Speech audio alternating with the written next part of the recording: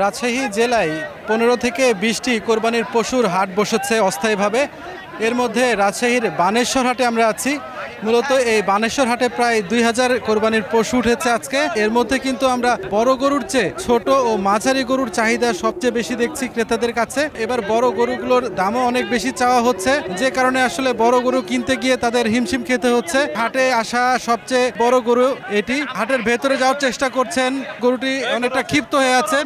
এভাবে কিন্তু পুরো হাট জুড়ে প্রচুর পরিমাণ গরুর আমদানি আছে। আমরা একটু তাদের কাছ থেকে জানার চেষ্টা করব এই গরুটির দাম কেমন হলো। ভাই, এটা হচ্ছে 2,55,000 টাকা দিয়ে আমরা কিনলাম। মাংস বললে ওরা 10 মণ মানে ক্রস করবে। কোরবানির জিনিস আসলে মাংস দিয়ে যাচাই বাছাই করা যায় না, সৌন্দর্যটা মেন। হাটে আসলে ছোট ছোট যে গরুগুলো আছে, ছোট ছোট গরুগুলোর দাম 50,000 থেকে শুরু করে 2 লাখ, 3 লাখ, 4 লাখ পর্যন্ত গরু এখানে বিক্রি হচ্ছে। খামারে লালন পালন করা গরুর সংখ্যা এখানে বেশি দেখছি। ভাই, আপনার এই গরুর দাম কত চাচ্ছেন আর ক্রেতারা কত বলছে? 1,15,000 আছি, লোক 1,05,000, 100 কম বলছে। কত হলে দিতে চান? আমি 8,000 হলে দিতে চাইছি 100। রাজশাহীর সবচেয়ে বড় হাট বসে রাজশাহীর সিটি হাট, সেটি একেবারে নগরীর ভেতরে। এটি আসলে রাজশাহীর পুঠিয়া উপজেলার মধ্যে হলেও কিন্তু শহর থেকে খুব একটি দূরে হয় না, যে কারণে এখানে শহরের অনেক ক্রেতাই এই হাটের মধ্যে আসে। আপনারা দেখছেন যে ছোট্ট একটি গরু প্রচুর পরিমাণ লাফালাফি করছে। এই গরুটিকে আসলে নিয়ন্ত্রণ করতে গরুর যারা মালিক আছে তাদের কিন্তু বেগ পেতে হচ্ছে। হাটের মধ্যখানের যে গরুগুলো সেগুলো আপনাদের দেখানোর চেষ্টা করব।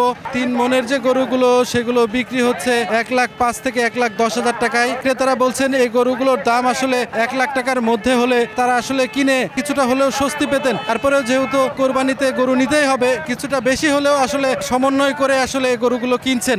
ভাই, কত চাচ্ছেন এই গরুটার দাম? 1,40,000। 1,40,000। কি কি খাওয়াতেন? অন্য কিছু খাইনি, খালি ঘাস। এই হাটে কিন্তু আমরা একেবারেই দেশি গরু দেখতে পাচ্ছি এবং এগুলো অধিকাংশ গরুই খামারে লালন পালন করা গরু। আপনার এই গরুর ওজন কেমন হবে, কয় মণ হবে? 4.5 মণ।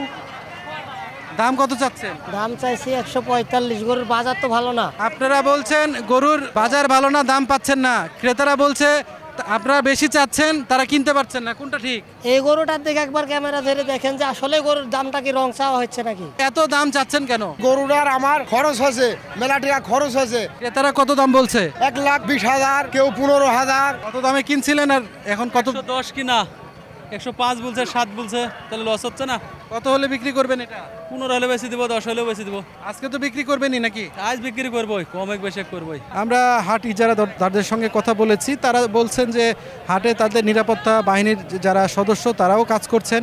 পাশাপাশি এখানে পুলিশের পর্যাপ্ত সংখ্যক সদস্য এখানে হাটে আছে। রাজশাহীর সিটি হাট সহ আরও যে হাটগুলো আছে সেই হাটগুলোতেও কোরবানির পশু উঠবে।